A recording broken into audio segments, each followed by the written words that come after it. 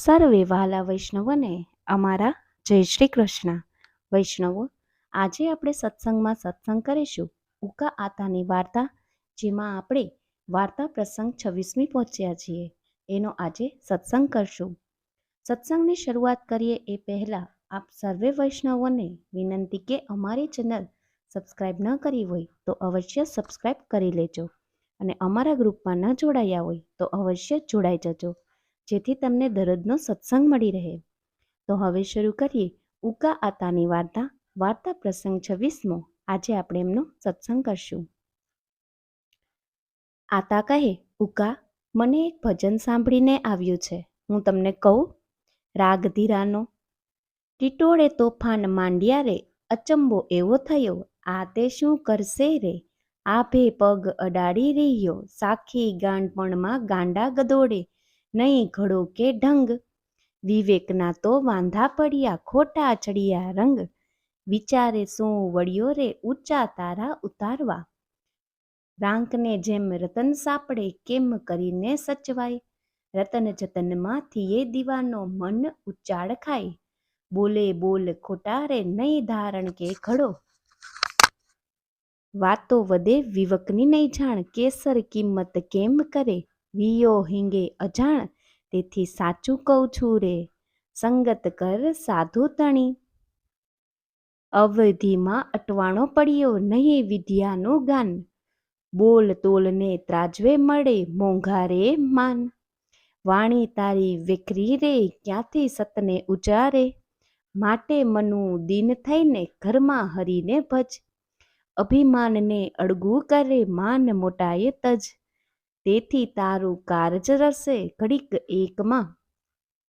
જીવમાં કાંઈ સામર્થ નથી, તોય અભિમાન એટલે કે. આભાસામાં પગ ઊંચા રાખીને સૂવે, જાણે કે હું આભને અધર રાખીને સૂતો છું. એમ જાજે એકારે કરીને સંસારનો ભાર. જેમ ગાડા હેઠું કૂતરું હાલે ને, જાણે જ બધોય ભાર હું જ ઉપાડો છું. એમ જીવને આઈ રહેવું નથી, તોય સાત સાત માળાની ભોયે બાંધીને ધનનો મેદ એવો થાય કે જેમ આવે એમ બોલે.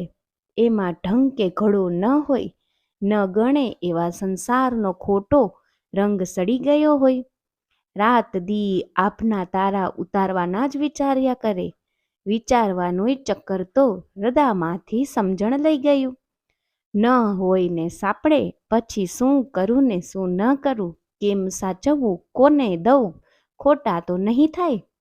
એમ મન ઉછાળા ખાધ્યા જ કરે, ને પીસાય હારું હાસા ખોટા બોલે. મનને ધારણા તો જરાય નહીં ને, ઘડા વગરનો થઈને ફરે.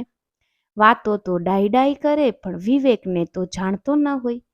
હિંગની કિંમત ન જાણે ને, કેસરની કિંમત ઘડવા ઘોડે. બધુંય મૂકીને બે ઘડી સત્સંગ કરતો હોય તો કેવું સારું. અવિદ્યા તો હાડો હાડ ભરી હોય, એના કિંમત એના બોલ ઉપર થાય. બોલે માણસો ઓળખાય.